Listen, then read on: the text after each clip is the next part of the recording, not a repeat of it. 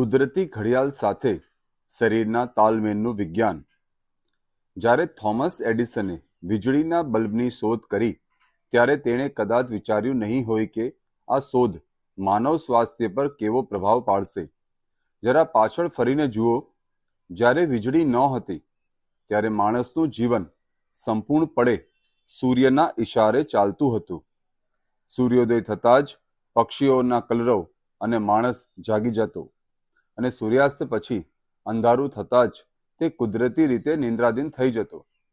પણ આજના 24 કલાકના ધમધમતા નિયોન લાઇટ્સથી ઝળહળતા શહેરોમાં રાત અને દિવસ વચ્ચેનો ભેદ લગભગ ભૂસાઈ ગયો છે. આપણે કુદરતથી, જમીનથી અને આકાશથી વિમુખ થઈ ગયા છીએ. તેના પરિણામ સ્વરૂપે અનિદ્રા, ડિપ્રેશન, ડાયાબિટીસ અને કેન્સર જેવા રોગોને આપણે ભોગ બની રહ્યા છીએ. તમારા શરીરની અંદર પ્રત્યેક કોષમાં એક અદૃશ્ય પણ અત્યંત શક્તિશાળી ઘડિયાળ ટીક ટીક કરી રહી છે, જેને આધુનિક વિજ્ઞાન સર્કેડિયન રિધમ પણ કહે છે. આ કોઈ વ્યાખ્યાત્મક કલ્પના નથી, પણ એક કઠોર જૈવિક વાસ્તવિકતા છે. તમારા મગજના હાઇપોથેલેમસ વિસ્તારમાં સુપ્રાકિયામેસ્ટિક ન્યુક્લિયસ નામનો ચોખાનો દાણા જેવડો એક ભાગ છે, જે તમારી માસ્ટર ક્લોક છે. સૂર્યના પ્રકાશને ઓળખીને તમારા શરીરના અબજો કોષોને આદેશ આપે છે કે ક્યારે જાગવું, ક્યારે હોર્મોન્સ બનાવવા, ક્યારે ખાવું અને ક્યારે સૂવું. જ્યારે તમે આ ઘડિયાળની વિરુદ્ધ જઈને જીવો છો ત્યારે તમે કુદરત સામે નહીં, પણ તમારા પોતાના અસ્તિત્વ સામે યુદ્ધ છેડી રહ્યા છો. આધુનિક જીવનશૈલીની સૌથી મોટી દુર્ઘટના બ્લુ લાઇટનું પ્રદૂષણ છે. આપણા સ્માર્ટફોન, લેપટોપ અને એલઈડી સ્ક્રીનમાંથી નીકળતો આ નીલો પ્રકાશ સૂર્યના કિરણો જેવો જ હોય છે.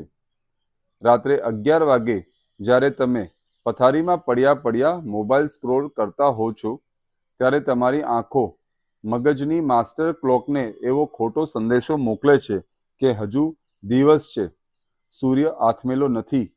આ ગેરસમજને કારણે મગજ મેલેટોનિન નામનો અતિ મહત્વનો હોર્મોન બનાવવાનું બંધ કરી દે છે અથવા ઓછું કરી દે છે.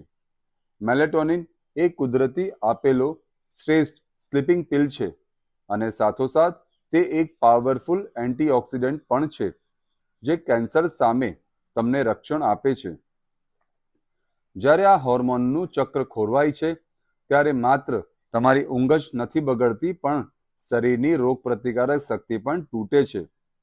બીજી બાજુ સવારે જ્યારે સૂર્યના વાસ્તવિક કિરણો આંખમાં પડવા જોઈએ, જેથી કોર્ટિસોલ હોર્મોન રિલીઝ થાય અને આપણને તાજગી અને સતર્કતા મળે, ત્યારે આપણે જાડા પડદા પાડીને અંધારામાં ઓરડામાં સૂતા હોઈએ છીએ. આ કુદરતી વિરોધાભાસને કારણે આખો દિવસ શરીરમાં સુસ્તી અને બ્રેઇન ફોગ રહે છે. શરીર કન્ફ્યુઝ થઈ જાય છે કે મારે ક્યારે એનર્જી વાપરવી અને ક્યારે આરામ કરવો. સર્કેડિયન રિધમનું મહત્વનું એટલું ગંભીર છે કે વર્લ્ડ હેલ્થ ઓર્ગેનાઇઝેશન WHO એ રાતની પાળીમાં કામ કરવાને સંભવિત કાર્સિનોજેન એટલે કે કેન્સરકારક પ્રકૃતિ જાહેર કર્યું છે.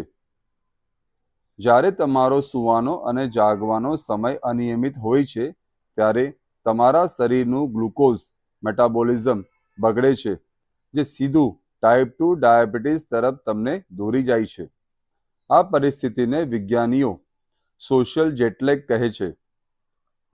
તમે ભલે એક શહેરમાં રહેતા હો અને ક્યાંય મુસાફરી ન કરી હોય, પણ તમારું શરીર અંદરથી એક એવો થાક અનુભવે છે, જાણે તે રોજ અલગ અલગ ટાઈમ ઝોનમાં ભટકી રહ્યું હોય. રાત્રે 10 થી 2 વાગ્યાનો સમય શરીર માટેનો ગોલ્ડન અવર્સ ગણાય છે. આ સમયગાળામાં ગાઢ નિદ્રા દરમિયાન મગજમાં ગ્લિમ્ફેટિક સિસ્ટમ સક્રિય થાય છે, જે દિવસભર જમા થયેલા ઝેરી કચરાને મગજમાંથી સાફ કરે છે. જો તમે આ સમયે જાગતા હો તો મગજની સફાઈ થતી નથી અને લાંબા ગાળે યાદશક્તિ સમસ્યાઓ સર્જાય છે. યોગ્ય સમયે હોર્મોન્સનું રિલીઝ થવું એ લાંબા અને નિરોગી જીવનની ચાવી છે. સવારના તડકામાં આપણું શરીર ઇન્સ્યુલિનનો ઉપયોગ સારી રીતે કરી શકે છે, એટલે સવારે ખાધેલું પચી જાય છે. રાત્રે શરીર પાચન તંત્રને બંધ કરીને સફાઈ કામ કરવાનું શરૂ કરવા માંગે છે. ત્યારે આપણે લેટ નાઇટ ડિનર કે આઈસ્ક્રીમ ખાઈને શરીરને ઓવરટાઈમ કરવા માટે મજબૂર કરી દઈએ છીએ. ઘણા લોકોને ગર્વ હોય છે કે તેઓ નાઇટ આઉટ રાતનો કીડો છે અને રાત્રે જ તેમનું મગજ ચાલે છે, પણ લાંબા ગાળે આ આદત શરીરને અંદરથી ખોખલું કરી નાખે છે. માનવ શરીર લાખો વર્ષોના ઉત્ક્રાંતિ અને સૂર્ય સાથે તાલમેલ સાધવા માટે ડિઝાઇન થયેલું છે. ટ્યુબલાઇટ સાથે નહીં. સર્કેડિયન રિધમ માત્ર ઊંઘ પૂરતી સીમિત નથી, તે શરીરના તાપમાન, બ્લડ પ્રેશર, કોર્ટિસોલ અને માનસિક સ્વાસ્થ્યનું પણ નિયમન કરે છે. ડિપ્રેશન, બાયપોલર ડિસઓર્ડર અને એન્ઝાઇટી જેવી માનસિક બીમારીઓમાં પણ ઘણીવાર આ રિધમ તૂટેલી જોવા મળે છે. કુદરત સાથે લડવાને બદલે શરણાગતિ સ્વીકારવામાં જ ડહાપણ છે. જો તમે તમારી આંતરિક ઘડિયાળને ફરીથી સૂર્યની ઘડિયાળ સાથે મેચ કરી દો છો, તો અડધી બીમારીઓ અને દવાઓ તો જીવનમાંથી એમ જ ગાયબ થઈ જશે. તમારી જૈવિક ઘડિયાળને ફરીથી રીસેટ કરવા અને પ્રકૃતિ સાથે જોડાવા માટે આ પગલાં જરૂરથી ભરો. 1. સૂર્યપ્રકાશનું સેવન. સવારે ઉઠ્યાની 30 થી 45 મિનિટની અંદર કુદરતી સૂર્યપ્રકાશ જરૂરથી લો. ઘરની બહાર નીકળો, ચાલવા જાઓ અથવા બાલ્કનીમાં બેસો. આ સવારનો બ્લુ સ્પેક્ટ્રમ વાળો પ્રકાશ તમારા મગજને દિવસ શરૂ થયો તેવું સ્પષ્ટ સિગ્નલ આપે છે અને રાત્રે સમયસર ઊંઘ લાવવા માટે મેલેટોનિનનું ઉત્પાદન પણ સેટ કરે છે. 2.